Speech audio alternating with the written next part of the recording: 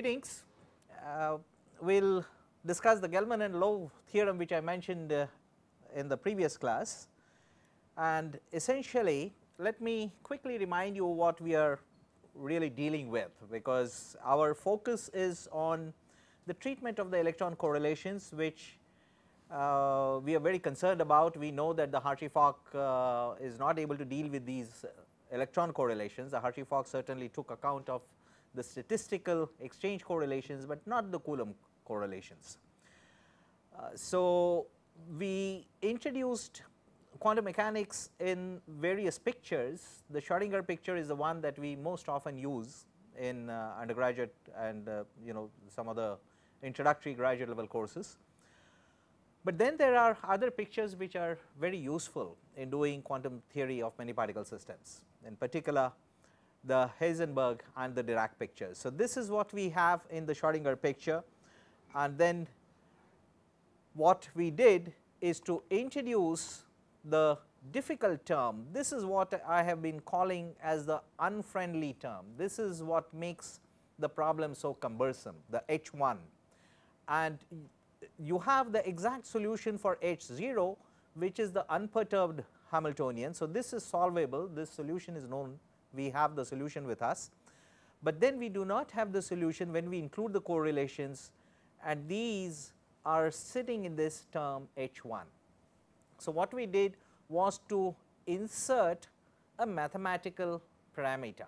Now, this is the control parameter that is at the disposal of mathematicians, and it is not that there is anything in nature which lets us choose the presence or absence of correlations, but a physicist uses his tools, mathematical tools, and we can choose appropriate values of alpha or t which are useful to us, so that we can develop a methodology which can be exploited to get the solution for the full Hamiltonian, which of course is H0 plus H1.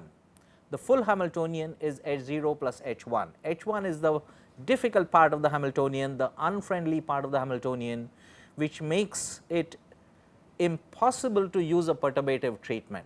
Like in the many electron system, the first order perturbation theory gives you the same result as the Hartree-Fock, but second order perturbation theory and higher order perturbation theory does not converge.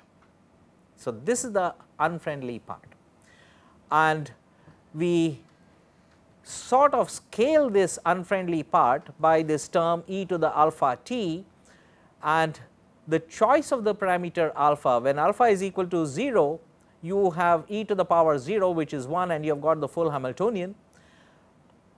When t is equal to 0, which is the instant of time, you can say that it is the now moment for us. This is when we really want to deal with the full Hamiltonian. So, at t equal to 0, again you have the full Hamiltonian, but then if you look at the system evolution from t equal to or t going to minus infinity, like this is the position vector r and this is the time which goes to minus infinity, then as t goes to minus infinity, this e to the alpha t times H1 goes to 0, and you have only the unperturbed Hamiltonian, and that is the part of the problem for which we do have a solution, and our effort is going to be always from the known to the unknown, and what we do know is the solution to the H0, and we have to figure out what is the solution to the full Hamiltonian, which is H.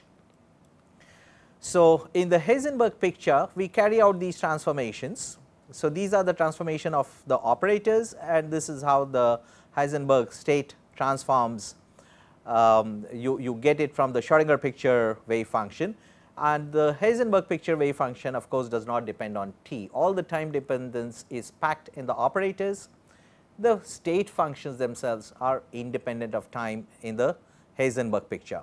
In the Dirac picture, which is also called as the interaction picture at times, here the transformation is again through a unitary operator, but whereas the unitary operator over here was the full Hamiltonian, in the Dirac picture it is only the unperturbed Hamiltonian. Okay, so, it is not the same, but it is similar, but not the same. Here the transformation is through the unperturbed Hamiltonian, and the wave functions also transformed like this, and the result of this is that both the wave functions and the operators in the Dirac picture depend on time. So, at t equal to 0, which is the now moment as I call it. So, at t equal to 0, all the operators correspond exactly equal to each other, and so do the wave functions at t equal to 0. Okay. They all correspond to each other at this now moment, but otherwise at all other instants of time they are different.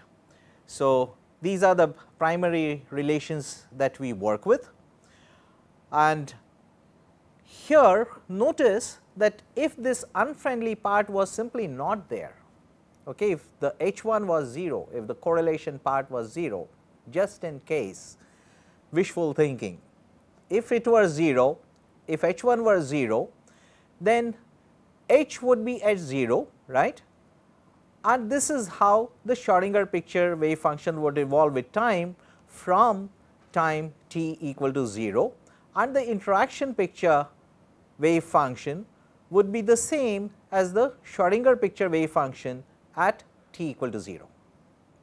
Okay. So, that is a particular case, and what it really does is that just in case H1 were 0, which we know it is not, but in case if it were 0, then this wave function would become independent of time in the interaction picture.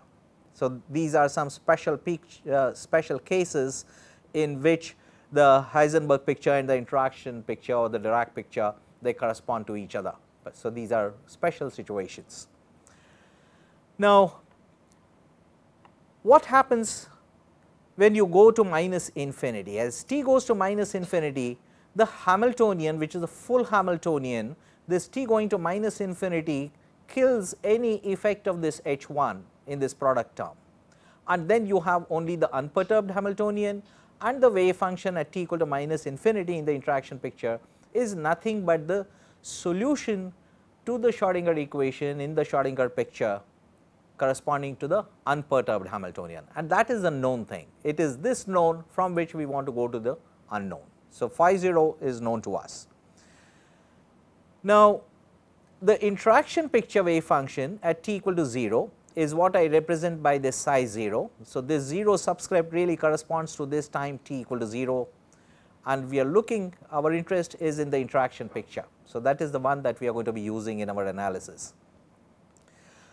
So, this state can be obtained from the state as t goes to minus infinity by operating on this by the time evolution operator. This is u.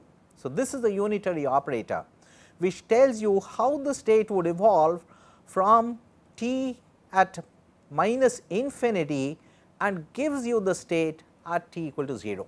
So, the unitary operator, this is the time evolution operator, it actually tells you that if you know the wave function at t equal to minus infinity or t tending to minus infinity, then how do you get the wave function at t equal to 0. So, this is the unitary time evolution operator, and this one is nothing but the eigenstate of the unperturbed Hamiltonian phi 0. So, if you know phi 0 and then you know this unitary operator, then you can get the interaction picture state. So, that is the strategy that we are going to adopt. Okay. So, this is what it really boils down to. We will get the interaction picture solution state vector at t equal to 0 from the eigenstate of the unperturbed Hamiltonian through the time evolution operator u by fixing these two parameters for time, which is t equal to minus infinity, which is the start time, and t equal to 0, which is the end time over which this evolution is observed. You can write it as vectors in the Hilbert space or as state functions. So, any which way. So, it is just a matter of notation. So, this is what we have got, and there are these two limits which are of importance to us. As t goes to minus infinity, we know that we have the unperturbed problem. The alpha tending to 0, alpha going to 0 is when you will have the full Hamiltonian, that is the real problem of interest to us. That is precisely the problem that we want to solve. T going to minus infinity, we have discussed how we get the solutions, right, because that is just the unperturbed part of the Schrodinger equation. So, that we know how to handle, and the question is what is going to happen when you take the limit alpha going to 0? And this answer to this question, what happens in the limit alpha going to 0, is provided by the Gelman and Lowe theorem of quantum theory. So, this is a very fascinating theorem. Let me state what the theorem is, and you can see the entire discussion in Fetter and Walliker's book. So, you have got the unperturbed part of the Schrodinger equation, this is solvable. Then you have the full Hamiltonian, which reduces to the unperturbed Hamiltonian in the limit t going to minus infinity. And we are addressing the question, how do we get the eigenstate of the full Hamiltonian from phi 0? So, that is the question we are really interested in. Now, we do know that the eigenstate in the interaction picture at t equal to 0 can be obtained from the unperturbed solution through the time evolution operator. This is the one which of course has the correlation sitting in. So, that is how it is going to pick up the correlations, and you will see it explicitly in the slides that follow. So, this is the statement of the theorem. The theorem states that if the limit alpha going to 0 of this ratio exists, okay, this is the limit which is written as psi 0 over the projection of psi 0 on phi 0. So, this is the inner product. Okay. So, if this limit exists, then the theorem states that it is an eigenstate of the full Hamiltonian, and you can write it as an eigenvalue equation, H operating on this state is equal to E operating on that state. You essentially get an eigenvalue equation for the full Hamiltonian, provided the limit of that ratio exists. Now, mind you, you are interested in the limit of the ratio, and you have got u alpha in the numerator, you also have it in the denominator, you have essentially the average value of the time evolution operator in the unperturbed ground state phi 0. That is what you have in the denominator, right. And both the numerator and the denominator have the parameter alpha, which is our mathematical construct. And one could in principle ask, what is the limit of the numerator in the limit alpha going to 0? One could also ask the question, what is the limit of the denominator in the limit alpha going to 0? Now, it turns out, and I will not have a chance to go through this in too many details, I am not going to work out the detailed proof of the Gelman and Lowe theorem. I will refer you to just 2 or 3 pages from Fetter and Walliker's book, the reference is provided here. And it turns out that the limits of the numerator and the denominator, if you take them separately, you do get certain divergences, and these limits do not even exist in the sense that they are not very well defined. Okay? But it does not matter, because if whatever factor is unknown when you seek the limit for the numerator cancels the corresponding factor in the denominator exactly, then the limit of this ratio is very well defined. And that is the one that we are really concerned with, because we are not using the limits of the numerator or the limit of the denominator separately. We are interested in limit of the ratio, and that is well defined, and this is some of these things go into the details of the proof in the Gelman and Lowe theorem. And essentially what this theorem tells you is that if this limit is defined, and this is the limit, the limiting value of what is in this box is written by this ratio here, this turns out to be an eigenstate of the full Hamiltonian. And this difference between E, this is the eigenvalue of the full Hamiltonian, E0 is the eigenvalue of the unperturbed part of the Hamiltonian. The difference between them is the correlation energy, which the unperturbed problem is not able to address. So, that is the one that we are trying to find out. So, the contention of this theorem is that this particular eigenstate, which we met in the right hand side of the Gelman and Lowe theorem, this is the same vector. So, this particular vector which is obtained in this limit, it gives you an eigenstate, and this eigenstate develops adiabatically from the eigenstate of the unperturbed Hamiltonian. Adiabatically in the sense that you are not adding any external field, any perturbation external field, and in that sense this is an adiabatic evolution of the state which is an eigenstate of the full Hamiltonian inclusive of the correlation from the solution that you have for the unperturbed Hamiltonian. So, this is our question, what happens in the limit alpha going to 0. So, we are okay with this part and we are concerned with the limit alpha going to 0.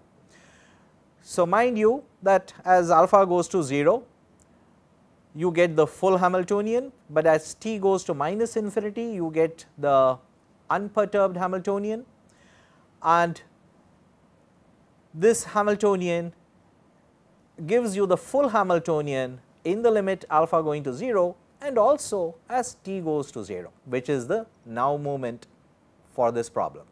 Okay? So, also in the limit t going to 0 or alpha going to 0. So, our interest is in the solutions at t equal to 0. So, that is the instant of time in which we are interested. So, this is how the wave functions in the different pictures are related.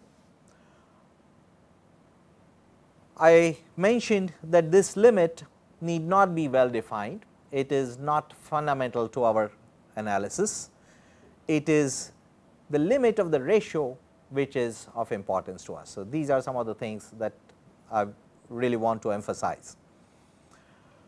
Okay.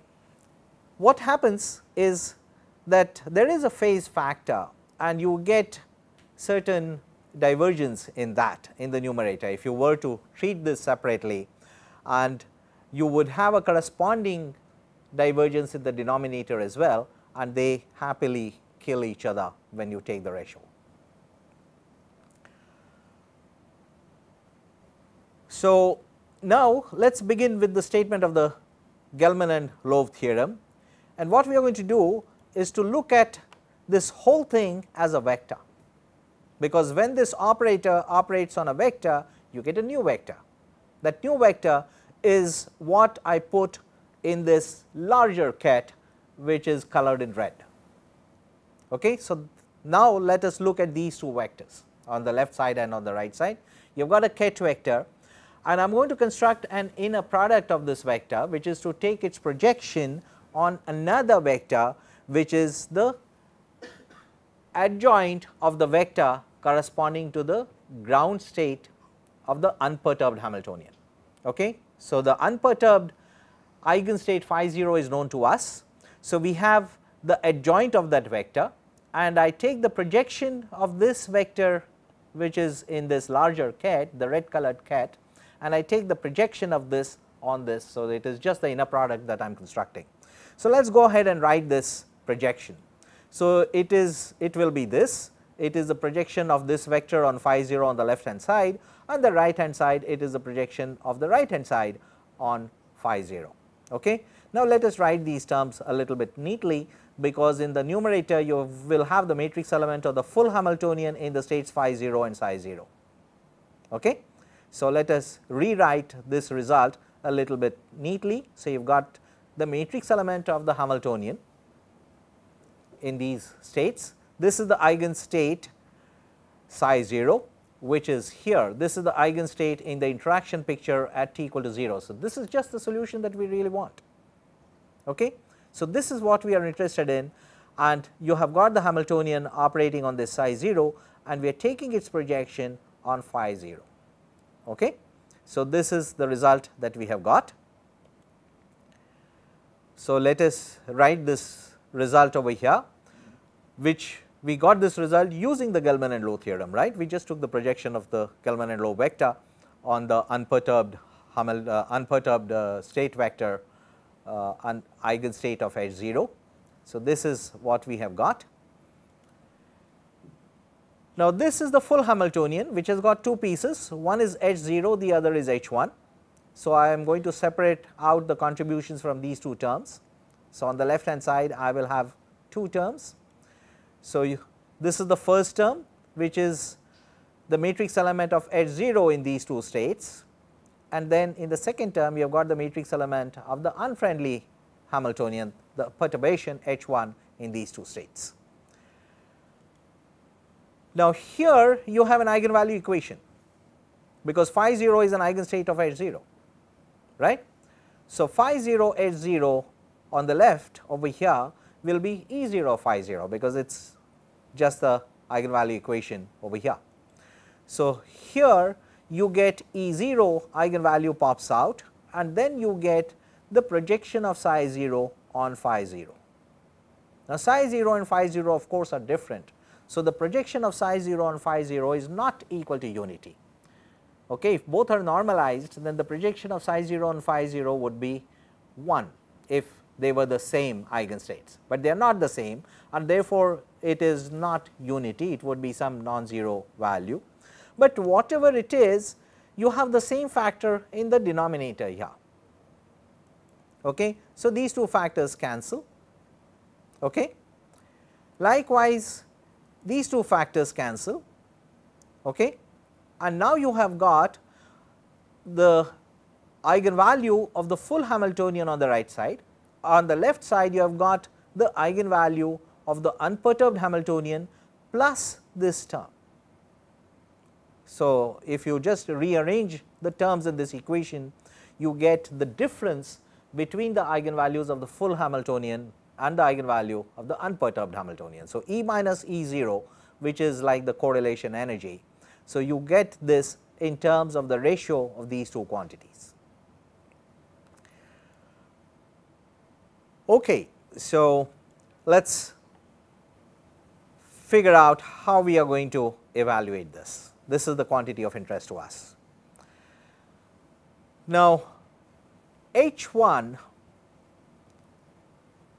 okay, so this psi 0 over here we know can be obtained from phi 0 through the evolution operator u by taking the evolution from the state minus infinity, because this is the solution at minus infinity. This is the solution of the unperturbed Hamiltonian, and that is what the full Hamiltonian collapses into as t goes to minus infinity. So, we know this, and from this you can get the solution at time equal to 0 through this time evolution operator as we have just discussed. So, you have this psi 0 written over here. You do the same in the denominator, this psi 0 is also this, then you have got H1 over here. So, this is the result that you have got. However, our result cannot really depend on alpha, which is only a mathematical construct, but that is not a worry because anyway we are taking the limit alpha tending to 0. Okay. So, that is the limit that we are going to discuss. So, this is our expression, this is how you can get the states. Now, the state vectors which are involved over here, okay, you see a phi 0 here and a phi 0 here, you see a phi 0 here and a phi 0 here. So, all the state vectors that you need to evaluate the right hand side are now known to us. So, we have succeeded in writing the difference E minus E0 in terms of state vectors and the time evolution operator and the correlation term, okay. But using only those vectors which are known to us, because that is the eigenstate of H0, that part of the problem has been solved. Now, this is the result, the one at the top, we just got this from the Gelman-Loewe theorem. Using this result, we will now show that this energy difference is actually equal to the limit alpha going to 0, and here on the right hand side I have got a new expression, and we are going to see how this result shows up. It will turn out in the next few minutes that if you take the logarithm of the expectation value of the time evolution operator in the state phi 0, then take the derivative of this log with respect to time, the partial derivative, then evaluate the value of this partial derivative at t equal to 0, and then take the limit alpha going to 0. So, you go in that order, first take the log, then the derivative, then the value of the derivative at t equal to 0, and then finally the limit alpha going to 0. So, do not do anything in any arbitrary order, because that is the sequence in which things have to be done. Okay. So, let us look at this right hand side. Let us look at this limit alpha going to 0 of this expression on the right, which is I h cross del by del t of this log at t equal to 0. So, let us consider what is inside the square bracket. This is just the time derivative of this log. So, it will be this 1 over this expectation value times the time derivative of this expectation value, right, and I have pulled in this factor I h cross over here inside the bracket, and then of course, I retain the t going to 0 constraint, because that is the one which is of importance. So, this is what we have got. So, the limit alpha going to 0 I h cross del over del t. So, this is the left hand side, and now I just write this a little bit neatly, so that I have got this factor in the numerator, which is this, and this factor in the denominator comes below it. So, I have just rewritten this expression so that it is easy to read. So, that is what we have here at the top of this slide. Now, what is this? This is nothing but the Schrodinger equation for the time evolution operator in the interaction picture, right. So, in the interaction picture, the time evolution operator satisfies the differential equation, which we often call as the Schrodinger equation itself, right. This is the Schrodinger equation for the time evolution operator. This is in the interaction picture, and this is nothing but HU. So, this is very similar to how we write the time evolution operator's Schrodinger equation in the Schrodinger picture, except for the fact that here this is the interaction picture Hamiltonian, right. So, this is just the transformation of the interaction part or of the correlation part. So, that is the only one which is being focused upon in the Dirac picture or the interaction picture. Now, here you have the time derivative of the time evolution operator, the partial derivative with respect to time. This partial derivative is given by HU. So, that is the HU I write here instead of the derivative del u by del t. So, instead of del u by del t I put in HU. I have included the I h cross which was sitting here. Okay. So, that has been included, and the right hand side on the top is now rewritten as this. Now, put the limit t equal to 0. Okay. We have already taken the time derivative, that is what gives us HU, right. Now, put t equal to 0. So, this t will go to 0, this t will also go to 0. So, let us do that. So, now you have this t equal to 0, this t, the second parameter is the start time, which is minus infinity, and you do the same in the term in the denominator. So, this is now taken care of, and this right hand side is nothing but E minus E 0, as we saw from the Gelman-Low theorem. In other words, E minus E 0 can be written as the limit alpha going to 0 of this expression. So, we have just written a consequence of the Gelman and Low theorem in a form which we will find extremely useful to deal with these correlation terms. Now, it is going to get messy before it becomes better, but you will see how that happens. Okay. So, this is what we have got from the Gelman-Low theorem. This is the energy difference in which we are interested. We have got an expression for this difference which we got in the previous slide, which is given by this result. But how did we get this result? We got it from the Gell-Mann and Lowe theorem, we got it from the adiabatic hypothesis, we got it from the mathematical construct of the parameter alpha. What do we expect it to correspond to?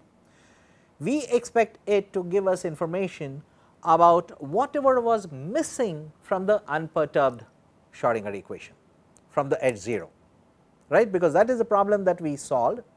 We expect this energy difference to correspond to that. So, in some sense we expect it to correspond in the perturbative sense to what perturbation theory would give us if we were to take into account the correlations which are missing in the term edge 0, and edge 0 problem is solved. It is the H eigenvalue equation for the full Hamiltonian which is not solved. So, we expect it to correspond to what we get from the usual perturbation theory, which is what I shall refer to as the Rayleigh-Schrodinger perturbation theory, because that is a common form of the perturbation theory that we work with. So, that is the usual Rayleigh-Schrodinger perturbation theory, and we expect some sort of a correspondence between the energy correction delta E, which we have got from the adiabatic hypothesis using the Gell-Mann and Lowe theorem, and we will like to ask what exactly is this correspondence and how do we relate these terms in the perturbative sense. It does not mean that we are using perturbation theory, we are not. If we were to use the Rayleigh-Schrodinger perturbation theory in its raw form, the way it is constructed in introductory courses in quantum theory, that will not give us any result which will converge, and that is the reason you cannot approach, you cannot use that approach.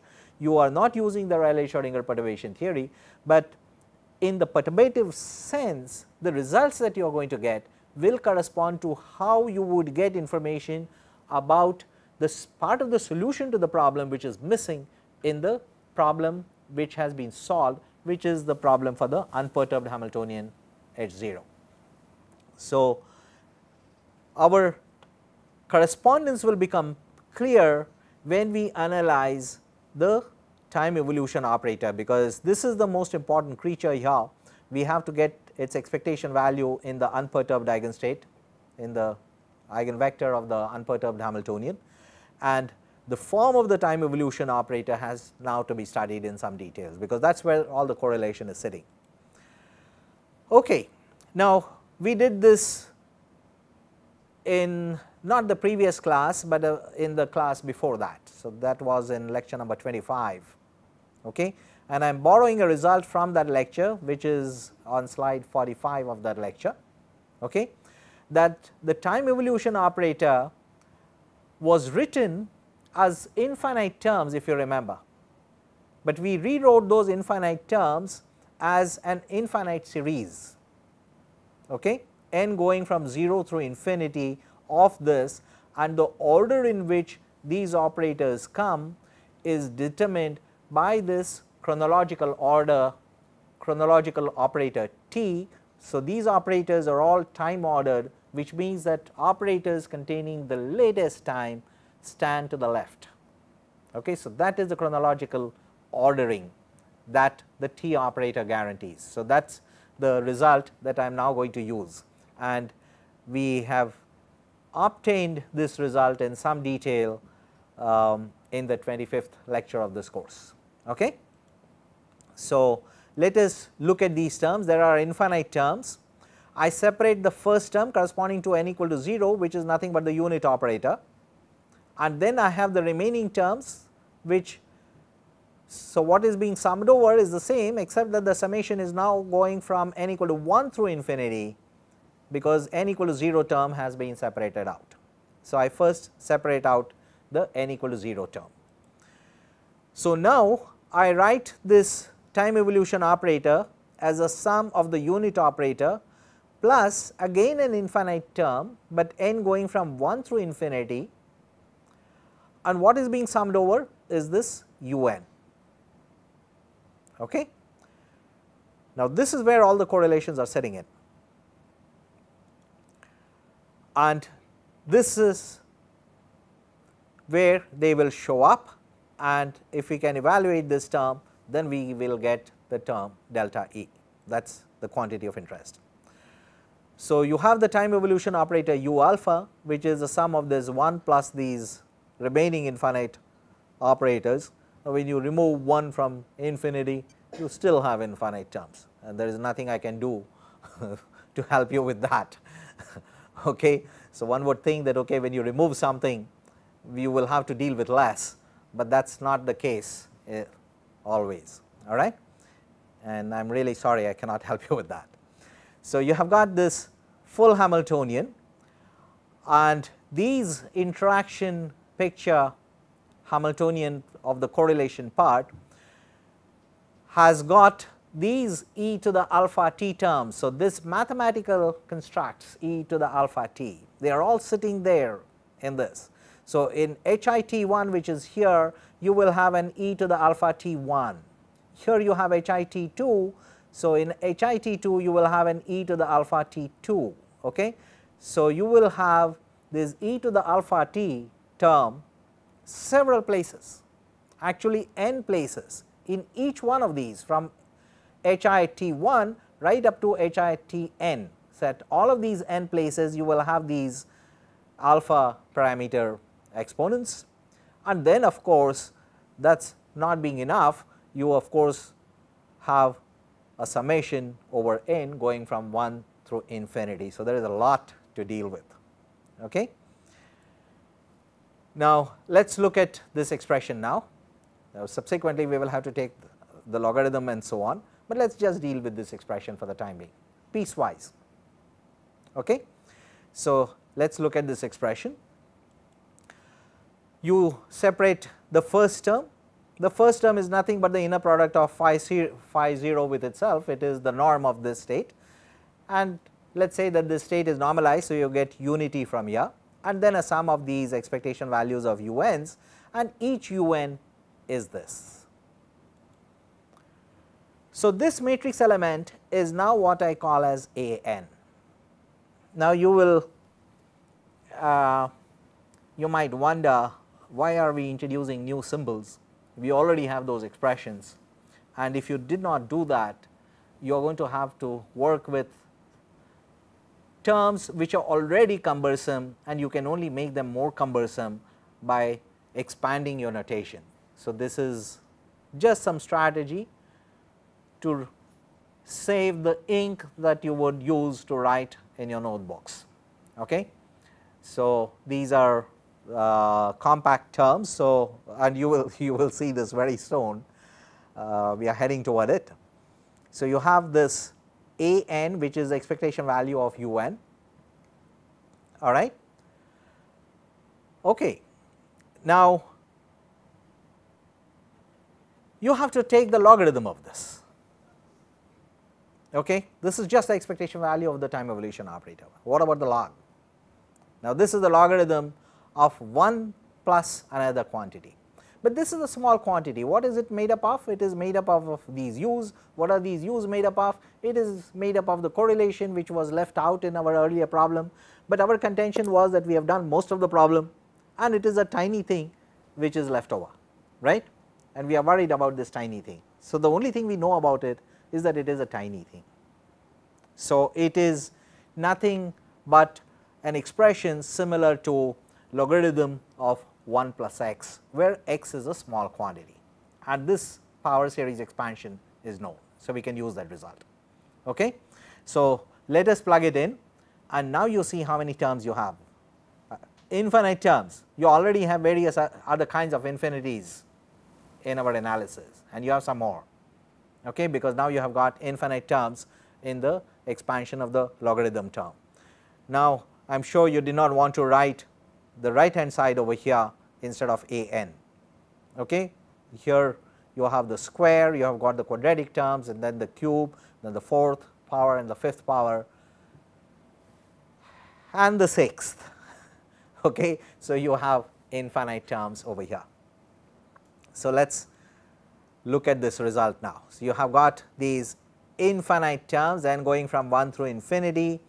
Each a n is a very compact creature, it is nothing but the expectation value of the operator u n, but the operator u n itself has got a very complex structure. Okay? So, this is a lot to worry about.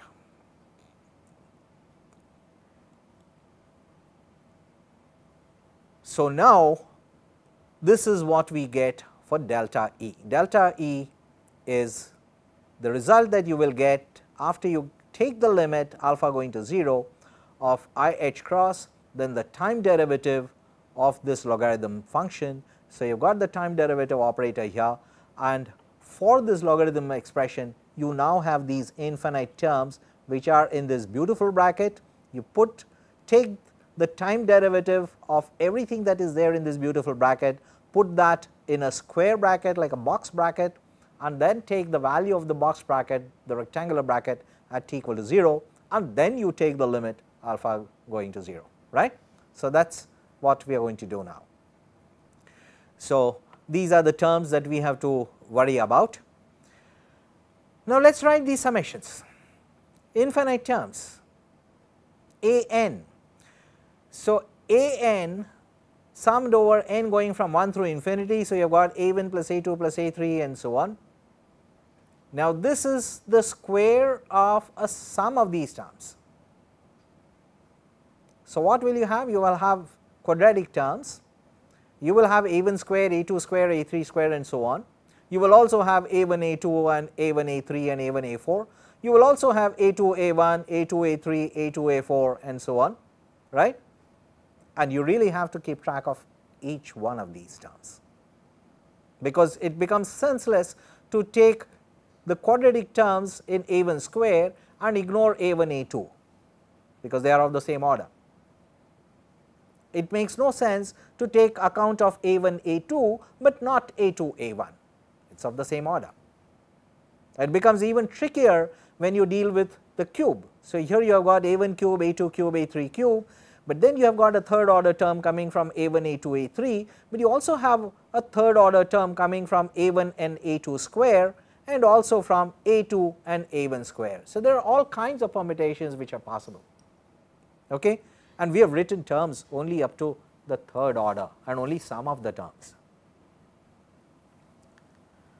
And then you have to take the time derivative, and once you take the time derivative, then take the value of the derivative at t equal to 0, and then you take, if you are still alive by then, take the limit alpha going to 0, right. Now, you can write the expression delta E when you take all of these terms carefully as a sum of contributions from first order terms, second order terms, and the order is what I indicate by this superscript, okay. And these are in various powers of h1, which is the correlation term, okay. And these correlation terms become progressively small, but that does not mean that you have convergence, and that is the essential reason why we are developing these alternative techniques. So, notice that various order terms come from different terms, like second order terms I showed you from a1 square, but also from a1 a2 and also from a2 a1.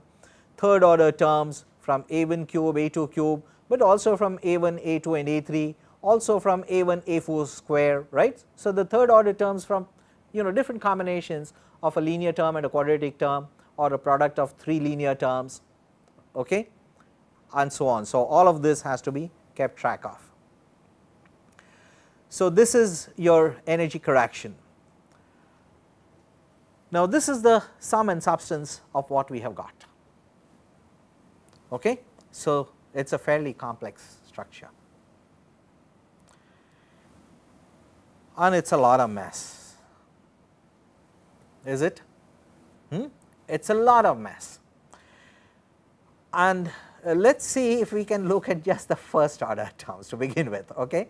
So, always from the simplest to the more complex, from the known to the unknown. I got it right this time, Blake. All right. So, from the known to the unknown, and from the simplest to the more complex terms. So, we will begin with the first order terms, and the first order term you have limit alpha going to 0 IH cross del over del t of, let us say, let us deal with just the A1 term, okay, just to look at that. So, let us see how we are going to deal with this term. So, this is what your A n in general is.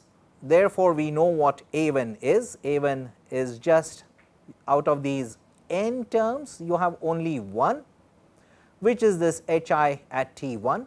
There is only one time to worry about. In the nth term, you have got n different instants of time to worry about, T1, T2 up to Tn. What you have over here is a chronological time ordered product of these operators. For n equal to 1, there is only one instant of time that you are working with, which is this T1, and this is the dummy variable which gets integrated out from the start, which is minus infinity up to the current time t, whatever it is. And after doing this integration, you can then take the derivative of this term with respect to time and then take the value of the derivative at t equal to 0. Now, this is the relationship between the interaction picture operators and the Schrodinger picture operators. The evolution, that the transformation is through the unperturbed Hamiltonian at 0. So, that tells us that this H I at T1, this is the interaction picture term, is the transformation of H1 using this evolution operator, the transformation operator, which contains the unperturbed Hamiltonian at 0. This is the term which will go in over here, and what is this H1? Now, that is something we do know in terms of the creation and destruction operators. Okay. In the earlier unit in which we did second quantization, we wrote the electron-electron interaction term in terms of the creation and destruction operators. So, you had one particle terms which are over here, and I am sure you remember this form of the Hamiltonian which we discussed in our earlier discussion on second quantization. Okay. So, in the second quantized form, we have written the full Hamiltonian now.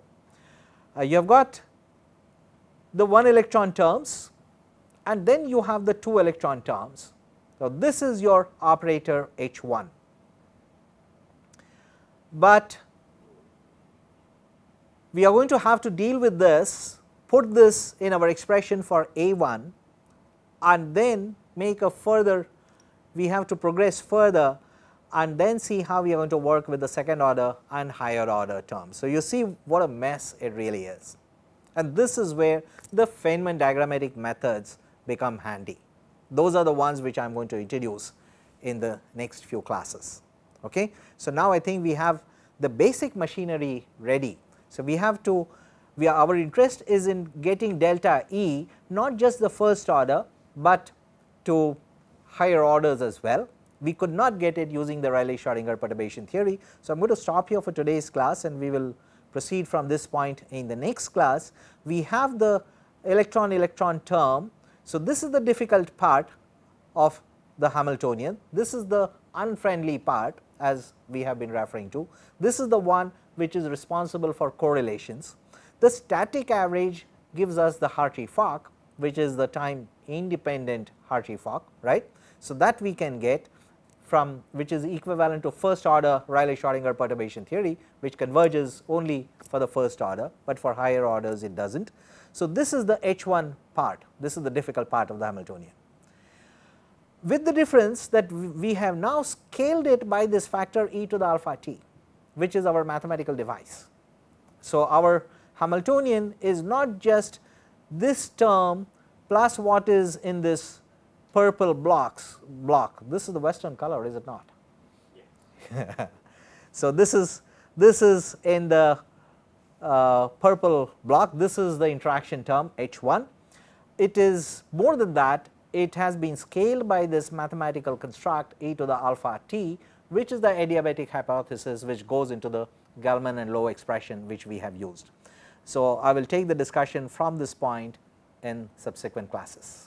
Yes. Yeah, so in the last slide we have the explicit expression for A1 in the red box.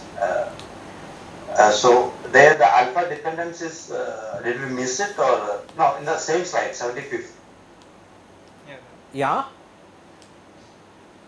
So, the H1, there is an alpha dependence, right? Right. So, Yeah, this HIT, this HIT1 is what you will get by simply transforming from the Schrodinger picture to the interaction picture. So, we are doing two things over here. One is carrying out a transformation from the Schrodinger picture to the interaction picture, but there is something more that we are doing, and that is the adiabatic hypothesis, which is why H1, which is in this purple box, is to be replaced by that term scaled by this e to the alpha t. So, when we are going to work with these correction terms in A1, A2 and higher order terms, we will bring in the alpha with every time there is a correlation term which is to be addressed. In fact, that is the point I was anticipating in one of the previous slides. Let me go back to that just to emphasize this. If I can quickly find it. Here, yeah, I alerted you to the fact that you have got in this UN, in the nth term, n number of different instants of time parameter. You have got a T1 here, and a T2 here, and a Tn here.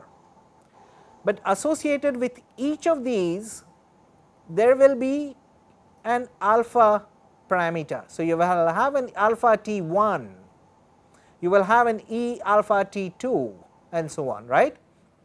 So, all of these terms will have to be plugged in when we evaluate these terms carefully. So, just keep this at the back of your mind, and then we will put in all these terms together. So, we are doing more than just the Dirac picture. The Dirac picture is the basic platform that we use, and over and above this Dirac picture in which we can do quantum theory, we are now doing the adiabatic hypothesis, which is the insertion of this mathematical device, which is the e to the alpha t, which we can use to let the Hamiltonian, the full Hamiltonian at t equal to 0, evolve from the unperturbed Hamiltonian at t going to minus infinity. So, that solution is known to us at t going to minus infinity. From that eigenstate, we want to get the eigenstate of the full Hamiltonian at t equal to 0, which is the now moment. So, that is where the alpha parameter comes in, and it will of course be inserted not just for A1, but for every order term, and there will be several terms, like with each of these time parameters T1, T2 and Tn, there will be an e to the alpha T1, e to the alpha T2 and so on. So, save this consideration at the back of your mind, we are going to need it in one of the next classes. I do not know if it will be the very next class or the one after, but we are going to need it soon. Okay? And you see what a mess all this is, and this is where the Feynman diagrams come in handy, because instead of dealing with so many terms, there you have to do the integration. There are these Volterra type of integrations, then you have the chronological operator, you have to take the logarithms, okay, you have infinite power expansions. Now, instead of all of this, if you were to work with just pictures, would it not be nice? Okay? Some fun diagrams, and that is what we will be discussing in the next few classes. Okay? So, thank you all very much, and we will take it from here in the next class.